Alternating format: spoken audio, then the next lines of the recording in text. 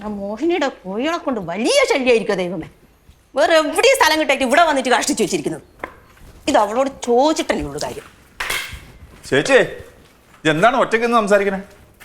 എടാ മോഹിനിയുടെ കോഴികളില്ലേ ഇവിടെ വന്നിട്ട് കാഷ്ടിച്ചു വെച്ചിരിക്കുന്നത്. ഇനി വരട്ടെ, ഞാൻ പിടിച്ച് കെട്ടിയിടും. ഈ ഓണക്കാലമായിട്ട് അയലോക്കാരോടൊക്കെ ഇച്ചിരി സ്നേഹമൊക്കെ ആവാം. ആ നാളെ ഇനി അതുങ്ങൾ വന്നിട്ട് എൻ്റെ തലയിൽ കാഷ്ടിക്കും. അപ്പോൾ ഞാൻ സ്നേഹം കാണിച്ച് ഇങ്ങനെ നിൽക്കാം. ചേച്ചി അയൽക്കാരോട് സ്നേഹം കാണിച്ചില്ലേലും പ്രകാശോട് അല്പം സ്നേഹം കാണിക്കണം കേട്ടോ. വേണുകൂട്ടാ, പ്രകാശ് ഏട്ടനോട് എനിക്ക് നല്ല സ്നേഹമുണ്ട്. അത് നാട്ടുകാരെ ബോധ്യപ്പെടുത്തേണ്ട ആവശ്യമില്ല. ഞാൻ പറഞ്ഞില്ലേ പ്രകാശി, ചേച്ചി നമ്മളെ സഹായിക്കും. ഓ, എന്ത് സഹായിക്കേ? നീ അറിഞ്ഞില്ലേ ആ കൊല വിൽക്കാതെ ഈ വീട്ടിനകത്ത് കയറരുതെന്ന് അമ്മ എന്നോട് പറഞ്ഞിരിക്കുക. അത് നിങ്ങൾ അത്യാർത്ഥി ഉണ്ടല്ലേ? അത്യാർത്ഥിയാ വേണു. ചേച്ചി ഞാൻ പറയാം, ഒന്നും സംഭവിച്ചിട്ടില്ല. ചേച്ചി മനസ്സ് വെക്കുവാണെങ്കിൽ ആ കുഞ്ഞപ്പം മേടിക്കുന്നൊക്കെ ലാഭത്തിൽ നമുക്ക് കൊല വിൽക്കാൻ പറ്റും. ഞാനെങ്ങനെ വിചാരിക്കണ്ടേ?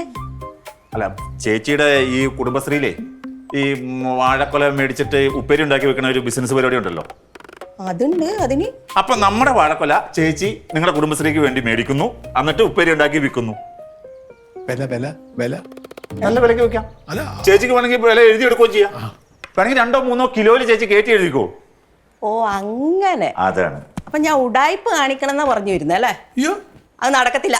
എന്റെ ചേച്ചി ഇത് വല്ല ഉടായ്പ അഴിമതിയൊക്കെ ആണോ? ഇതിലും വല്ല എന്തോ ഒരു ഉടായ്പ അഴിമതിയൊക്കെ നമ്മുടെ ചുറ്റും നടക്കുന്നു. എനിക്കെന്റെ സത്യസന്ധത അങ്ങനെ കളഞ്ഞു കുളിക്കാനൊന്നും പറ്റത്തില്ല. ഞാൻ നല്ല ഡീസന്റിൽ നടക്കുന്നത് അവരെ മുന്നിലൊക്കെ.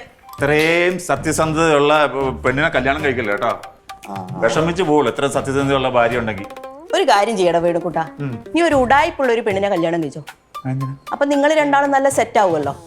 നിന്റെ തട്ടിപ്പും നടക്കും. എന്തേ? ഇപ്പൊ അതല്ലല്ലോ കൊല മേടിച്ച് കൊടുക്കാൻ പറ്റുമോ കുടുംബശ്രീക്ക് മറ്റേ ഉണ്ടാക്കാൻ, ഉപ്പേരി ഉണ്ടാക്കാനായിട്ട്? അത് പറ്റത്തില്ല. Excuse me guys. വെള്ളമുണ്ടേ? കണ്ട് കണ്ട് കണ്ട് നോക്ക്, വെള്ളം വെള്ളം കണ്ട് കണ്ട് കണ്ട്.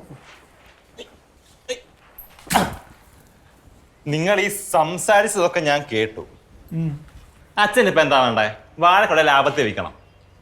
ഞാനാണ് എന്റെ പെങ്ങന്മാർക്ക് വാക്ക് കൊടുത്തു, ഈ വാഴക്കൊല വിട്ട് ഓണം അടിപൊളിയാക്കാം. മനസ്സിൽ കേട്ടാ എന്താ കാര്യം? സത്യസന്ധമായ രീതിയാണെങ്കിൽ അമ്മ നമ്മുടെ കൂടെ നിൽക്കുവോ? അങ്ങനെയെങ്കിലും ഞാൻ നിൽക്കും. അച്ഛനും വേണമെങ്കിലോ?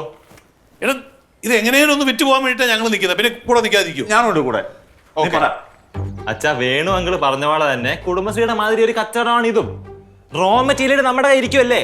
ഇതൊന്നും റോ മെറ്റീരിയൽ അച്ഛാ, വാഴക്കൊല. നമുക്ക് ഈ വാഴക്കൊല കണ്ടിച്ച് ഉപ്പേരി ചക്കരകട്ടിയാക്കി പാക്കറ്റ് കയറ്റി വിറ്റാ പോരെ? ഏതാണ്ടില്ലാവോ? അത് ഐഡിയ ആണല്ലേ. ഇത് എവിടെ ഉറങ്ങി കിടക്കുമായിരുന്നടാ അത്? എന്റെ പോലല്ലേ? അതാ ഉറങ്ങി കിടന്നു ഇത്ര നാള്. എടാ സഞ്ജു, ഞാൻ കട്ട സപ്പോർട്ട്. അപ്പൊ ഈ ഓണത്തിന് നമ്മുടെ ഈ നാട്ടുകാരെല്ലാരും പപ്പാടി ചിപ്സ് ആൻഡ് ശർക്കര വരട്ടി തിന്ന് ഓണം ആഘോഷിക്കട്ടെ. അടിപൊളി അടിപൊളി ഐഡിയ ആണ് മക്കളെ. തകർക്കണം.